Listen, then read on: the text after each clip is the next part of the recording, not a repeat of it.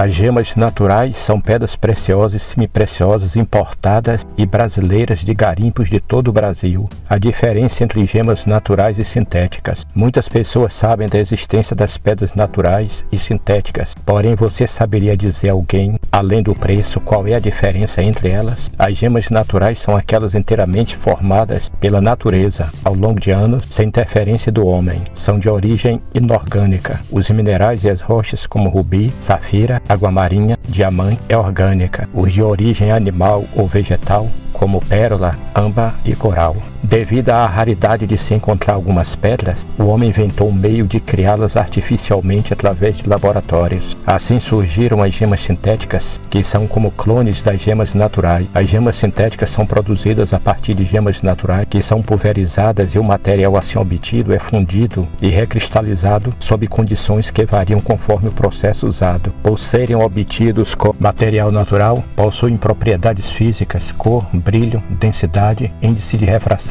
dureza, etc., iguais ou muito semelhantes às da gema natural. São, portanto, muito similares na aparência e somente com o uso de microscópio gemológico se consegue identificar a síntese. É preciso esclarecer que gema sintética não é gema artificial. Em gemologia, há uma grande diferença entre esses dois tipos. Pedra sintética é aquela produzida em laboratório, mas que tem uma correspondente natural. Já artificial, não. Ela foi totalmente inventada pelo ser humano, não se conhecendo uma correspondente natural.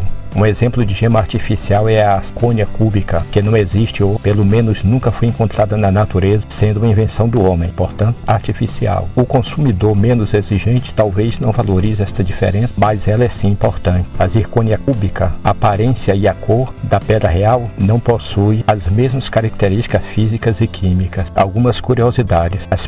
As primeiras tentativas de se sintetizar gemas foram causadas, possivelmente, pela escassez de lápis lazuli no Egito, há aproximadamente no ano 4000 a.C., quando se tentou transformar esteatito por aquecimento em lápis lazuli. Na produção de relógios é fortemente utilizado o quartzo sintético para precisão, assim como o rubi sintético. Há muitos anos que diamantes sintéticos de pequeno tamanho são utilizados em abrasivos industriais. A safira sintética incolor é usada para aparelhos de correção dentária e para a fabricação de minúsculas esferas de 5 mm de diâmetro para as canetas esferográficas e também é usada em agulhas de tocadiscos. Gemas sintéticas levam de 6 a 12 meses para ficar prontas e é depois desse tempo. Aqui vemos neste mapa as regiões com mais incidência de descobertas e achados de pedras preciosas e semipreciosas do Brasil, onde se encontram também as maiores jazidas de minério, por todo que elas vão ser lapidadas. Como distinguir uma pedra de uma gema?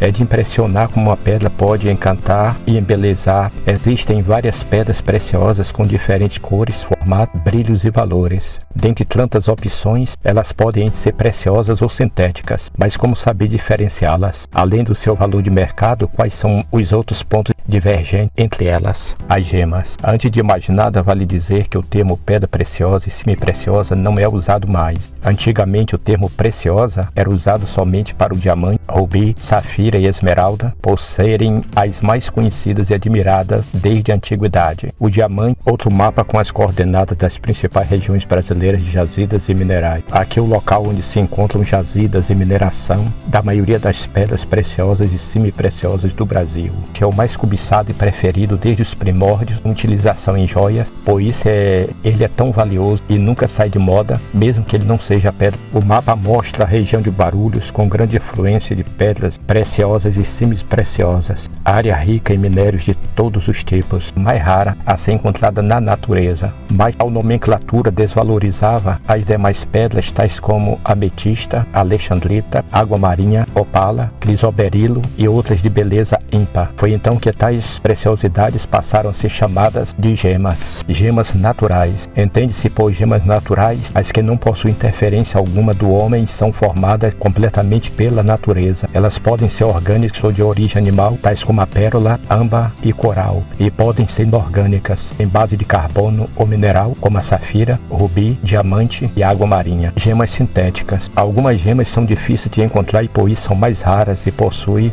um custo elevado. Com todos estes fatores, o homem encontrou uma forma de contornar isso e criou as gemas sintéticas, também chamadas de revestidas ou constituídas em laboratório. Elas são feitas a partir da gema natural, são uma espécie de clones. As gemas naturais são pulverizadas e o material obtido é fundido e cristalizado em diferentes condições. Como o material obtido a partir de uma gema natural, a gema sintética possui propriedades muito semelhantes às gemas naturais, bem como transparência, brilho, densidade e dureza. Por isso, identificar as diferenças entre gemas naturais e sintéticas só é possível através da utilização de microscópio gemológico. Vale ressaltar que as gemas sintéticas não são gemas artificiais. Gemas artificiais. As gemas sintéticas são criadas a partir de uma gema natural, diferentemente da gema artificial, que é totalmente criada pelo homem. Um ótimo exemplo é a zircônia cúbica, a qual nunca foi encontrada na natureza. A primeira tentativa de produzir gema sintética foi em 4.000 anos antes de Cristo no Egito, provavelmente em um momento de escassez de lápis lazuli,